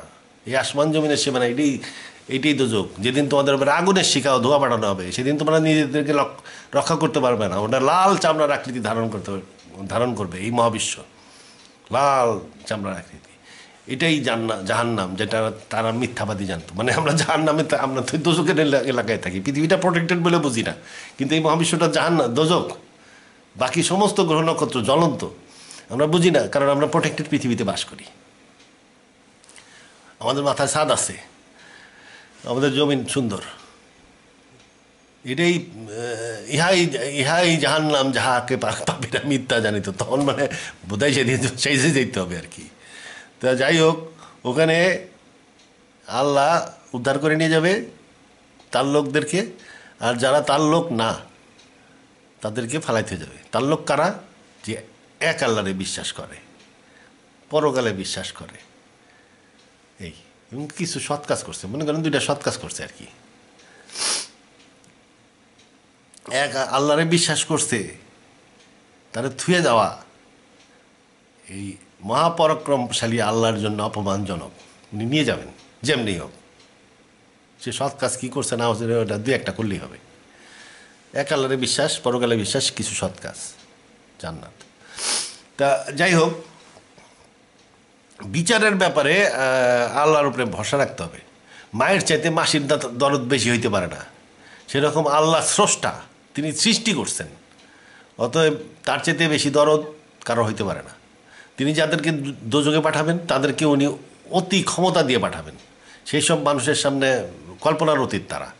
1000 কিলোমিটার লম্বা মানুষের আমরা কল্পনাই করতে পারি না। এমন তাদের চামড়া এত মোটা হবে যে পৃথিবীর আগুনে তাদেরকে ফেললে তারা আরামে ঘুমায় যাবে। এরকম মানুষ আমরা কেমনে কল্পনা করব? তারা প্রতাপশালী, দোজখীরা প্রতাপশালী হবে, প্রতাপশালী। তারা জিন টিনদের উপরে কমান্ড করবে। তারা আল্লাহর প্রতিনিধি হিসাবে আল্লাহ মানুষ সৃষ্টি করছেন। যদিও মহাবিশ্বে বা জান্নাত দোজখে যাদেরকে ফেলা হবে তারা ভুলে যাওয়ার প্রতিদিন আল্লাহ কেমন হাসরের দিন ঘোষণা করে দেবেন, আজ তোমাদেরকে আমি ভুলিয়া যাইব, যেমন তো পৃথিবীতে তোমরা ভুলিয়া গেছে। আল্লাহ ভুলে যাবে মানে কি, তার ডাকের উত্তর দিবে না।